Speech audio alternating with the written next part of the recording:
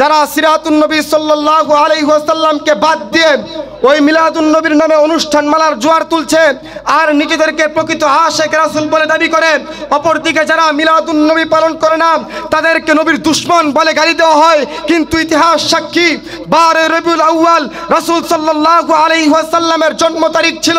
এটার মধ্যে মতভেদ রয়েছে, কারণ তৎকালীন আরবের লোকেরা জন্ম তারিখকে মনে রাখতো না, কিন্তু 12 রবিউল আউয়াল রাসূল সাল্লাল্লাহু আলাইহি ওয়াসাল্লামের ওয়াফাতের দিন ছিল। এটার মধ্যে কোনো মতভেদ নাই, কারণ তখন লক্ষাধিক সাহাবায়ে কেরাম রাদিয়াল্লাহু আনহুম উপস্থিত ছিলেন এবং তারাই এটিকে বর্ণনা করেছেন। সুতরাং যারা 12 রবিউল আউয়াল রাসূল সাল্লাল্লাহু আলাইহি ওয়াসাল্লামের নিশ্চিত ওয়াফাতের দিন এটা জানার পরও এই দিনটিকে তারা আনন্দের দিন মনে করে, মূলত তারাই নবীজির দুশমন, তারাই ইসলামের চূড়ান্ত শত্রু।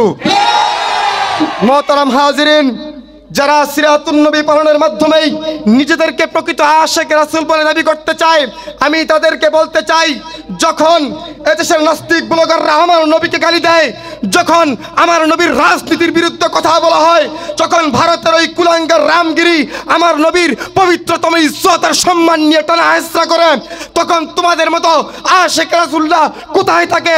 কোথায় থাকে তোমাদের ওই ভালোবাসার বাণী? তখন তো তোমাদেরকে পাওয়া যায় না। আর যখন 12 রবিউল আউয়াল মাসে পকেট ভরা হালুয়া রুটি আর মিষ্টি খাওয়ার সময় আসে, তখন তোমাদের মনে আশিক রাসূলের জোয়ারের অভাব হয় না, জোয়ারের অভাব হয় না। আলো নারে তাকবীর। ইন্নাল হামদুলিল্লাহ ওয়াসসালাতু লিআহলিহা আম্মা বা'দ ফাআউযু বিল্লাহি মিনাশ শাইতানির রাজীম বিসমিল্লাহির রহমানির রহিম। قل إن كنتم تحبون الله فاتبعوني يحببكم الله ويغفر لكم والله غفور رحيم. وقال رسول الله صلى الله عليه وسلم من وقر صاحب بدعة فقد أعان على هدمة الإنسان أو كما قال عليه الصلاة والسلام. জামিয়া হুসাইনিয়া মদিনাতুল উলুম মাদ্রাসা কর্তৃক আয়োজিত আজকের এই চূড়ান্ত বার্ষিক বক্তৃতার ও পুরস্কার বিতরণী অনুষ্ঠানের সম্মানিত আসাতিজায়ে কেরাম ও আমার সামনে উপস্থিত আগত মেহমানবৃন্দ এবং ছাত্র ভাইরা, আপনাদেরকে জানাই আন্তরিক মোবারকবাদ। আজকের আলোচনার বিষয়বস্তু নির্ধারণ করেছি সিরাতুন নবী সাল্লাল্লাহু আলাইহি ওয়াসাল্লাম। আল্লাহ তাআলা যদি তৌফিক দান করেন কিঞ্চিত আলোচনা করার চেষ্টা করব ইনশাআল্লাহ। প্রিয় উপস্থিতি, সিরাতুন নবী বলতে রাসূল সাল্লাল্লাহু আলাইহি ওয়াসাল্লামের জন্ম থেকে মৃত্যু পর্যন্ত নববী জিন্দেগিকে বলা হয়। অর্থাৎ রাসূল সাল্লাল্লাহু আলাইহি ওয়াসাল্লামের হাঁটা চলা ওঠা বসা আকার আকৃতি সবকিছুকে বলা হয় সিরাতুন নবী। আর মিলাদুন নবী বলতে জন্মকাল বা জন্ম তারিখকে বলে। সুতরাং সিরাতুন নবী হলো পালন করার বিষয়, কিন্তু মিলাদুন নবী পালন করা যায় না এবং পালন করার কোনো বিষয়ই নয়।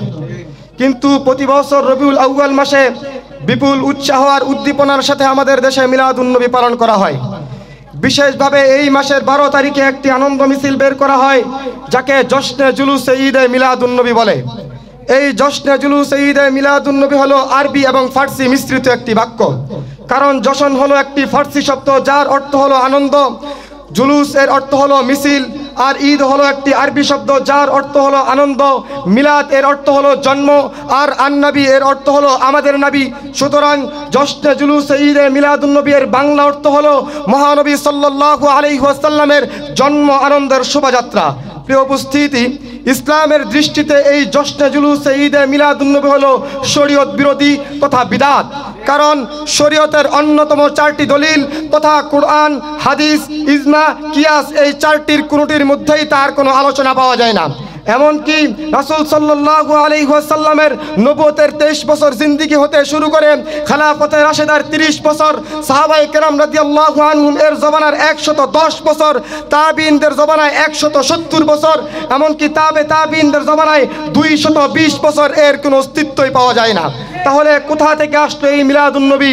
মোহতারাম হাজিরিন, ইসলামের ইতিহাস পাঠ করলে দেখা যায় 604 হিজরি মোতাবেক 1213 খ্রিস্টাব্দে ইরাকের মুসিল শহরে আবু সাইদ মুজাফফরউদ্দিন কুকরি ইবনে ইরবিল নামক এক অপব্যয়ী বাদশাহ ও তার সহযোগী স্বার্থবাদী দরবারি আলেম আবুল খাত্তাব উমর ইবনে হাসান ইবনে দাহিয়া তিনি সর্বপ্রথম এই মিলাদুন নবীর অনুষ্ঠানের আয়োজন করেন। এই মিলাদের প্রথা যখন চালু করা হয় তখন তা শুধুমাত্র প্রাইভেট সম্মেলন পর্যন্তই সীমাবদ্ধ থাকে না, বরং তা সাধারণ জনগণের মধ্যে বিস্তার লাভ করে। পর্যায়ক্রমে এই মিলাদুন্নবীর সাথে ঈদ শব্দটি যুক্ত হয়ে তা ঈদে মিলাদুন্নবীতে রূপ ধারণ করে। মোহতারাম হাজিরিন, অথচ মুসলমানদের জন্য বছরে শুধুমাত্র দুটি দিনকে ঈদের দিন ধার্য করা হয়, একটি হলো ঈদুল ফিতর, অপরটি হলো ঈদুল আজহা।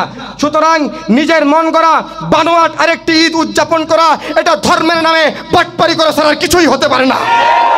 মোহতারাম হাজিরিন, যারা সিরাতুন নবী সাল্লাল্লাহু আলাইহি ওয়াসাল্লামকে বাদ দিয়ে ওই মিলাদুন নবীর নামে অনুষ্ঠান মালার জোয়ার তুলছে আর নিজেদেরকে প্রকৃত আশিক রাসূল বলে দাবি করে, অপরদিকে যারা মিলাদুন নবী পালন করে না তাদেরকে নবীর দুশমন বলে গালি দেওয়া হয়। কিন্তু ইতিহাস সাক্ষী 12 রবিউল আউয়াল রাসূল সাল্লাল্লাহু আলাইহি ওয়াসাল্লামের জন্ম তারিখ ছিল। এটার মধ্যে মতভেদ রয়েছে, কারণ তৎকালীন আরবের লোকেরা জন্ম তারিখকে মনে রাখতো না, কিন্তু 12 রবিউল আউয়াল রাসূল সাল্লাল্লাহু আলাইহি ওয়াসাল্লামের ওয়াফাতের দিন ছিল। এটার মধ্যে কোনো মতভেদ নাই, কারণ তখন লক্ষাধিক সাহাবায়ে কেরাম রাদিয়াল্লাহু আনহুম উপস্থিত ছিলেন এবং তারাই এটিকে বর্ণনা করেছেন। সুতরাং যারা 12 রবিউল আউয়াল রাসূল সাল্লাল্লাহু আলাইহি ওয়াসাল্লামের নিশ্চিত ওয়াফাতের দিন এটা জানার পরও এই দিনটিকে তারা আনন্দের দিন মনে করে, মূলত তারাই নবীজির দুশমন, তারাই ইসলামের চূড়ান্ত শত্রু। মোহতারাম হাজিরিন, যারা সিরাতুন নবী পালনের মাধ্যমেই নিজেদেরকে প্রকৃত আশিক রাসূল বলে দাবি করতে চায়, আমি তাদেরকে বলতে চাই, যখন এদেশের নাস্তিক ব্লগাররা আমার নবীকে গালি দেয়, যখন আমার নবীর রাজনীতির বিরুদ্ধে কথা বলা হয়, যখন ভারতের ওই কুলাঙ্গার রামগিরি আমার নবীর পবিত্রতম ইজ্জত আর সম্মান নিয়ে টানা হেঁচড়া করে, তখন তোমাদের মতো আশিক রাসূলরা কোথায় থাকে?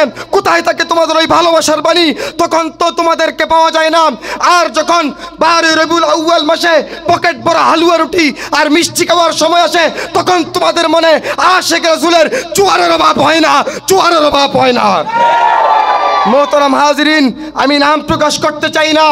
তারা বলে তারা নাকি আজ বৈষম্যের শিকার। তারা বলে আমাদেরকে কেন গণভবনে ডাকা হয় না, আমাদেরকে কেন বঙ্গভবনে ডাকা হয় না।